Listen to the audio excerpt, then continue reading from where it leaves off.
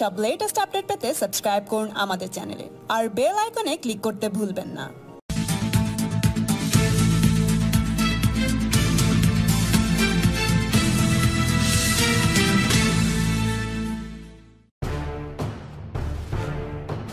পঞ্চায়েত ভোটে রাস্তার উন্নয়ন দাঁড় করিয়ে দিয়েছিল অনুব্রত মণ্ডল।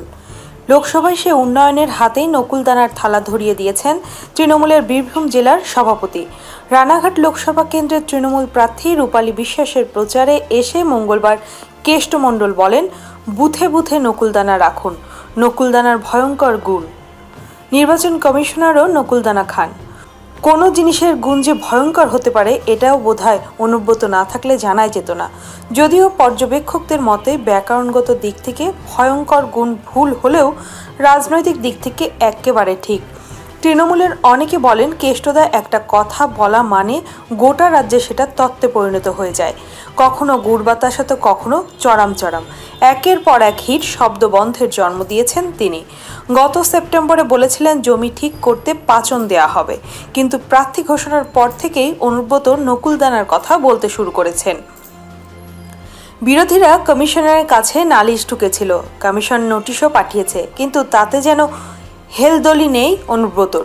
তিনি পণ করেছেন ভোটে নকুলদানা খাইয়েই ছাড়বেন। এখন তো তিনি শুধু বীরভূমের নেতা নন, দিদি তাকে নদিয়ারও দায়িত্ব দিয়েছেন।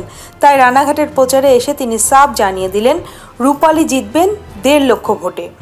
নদিয়ার কৃষ্ণগঞ্জের বিধায়ক সত্যজিৎ বিশ্বাস খুন হন সরস্বতী পূজার সন্ধ্যাবেলা। তারপর থেকেই জল্পনা চলছিল এবার বোধহয় সহানুভূতির ভোট কুড়োতে দিদি নিহত বিধায়কের স্ত্রীকেই লোকসভায় প্রার্থী করবেন। 12ই মার্চ কালীঘাটের বাড়ি থেকে যখন প্রার্থী তালিকা ঘোষণা করছেন মমতা বন্দ্যোপাধ্যায়, তখনই তিনি বলেন ওইটুকু একটা মেয়ে, এখনও 25 হয়নি, বাচ্চা কোলে ও কোথায় ঘুরবে, তাই ওকেই প্রার্থী করা হয়েছে। রূপালীকে প্রার্থী করার পেছনে আরও একটি কারণ রয়েছে, সে কথা নিজ মুখেই জানিয়েছিলেন মমতা। বলেছিলেন ওরা মতুয়া সমাজের মুখ। এবার নদিয়ার 2টি আসনেই বিজেপি ভালো ফল করতে পারে বলে মনে করছেন অনেকেই। 2 মাস আগেও দিদি জেলা সফরে গিয়ে দলের নেতাদের গোষ্ঠী বিবাদ মিটিয়ে নিতে নির্দেশ দিয়েছিলেন, কিন্তু অনুব্রত এসবে কান দিচ্ছেনই না। নকুলদানাতেই যে কাজ হয়ে যাবে স্পষ্ট জানাচ্ছেন তিনি। নকুলদানার সম্বন্ধে কারো আইডিয়া নাই। ইলেকশন কমিশন যদি আমাকে শোকজ করে আমি নকুলদানা কীভাবে ব্যবহার হয় এবং ইলেকশন কমিশনারও নকুলদানা খায়, সে প্রমাণ আমি দিয়ে দেবো কীভাবে খায়।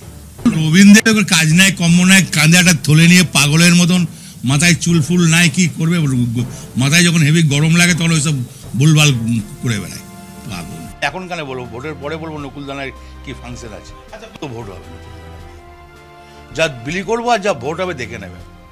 একটা বুথে দেখবেন সবই আমাদের ভোট, নকুলদানা যারাই খাবে।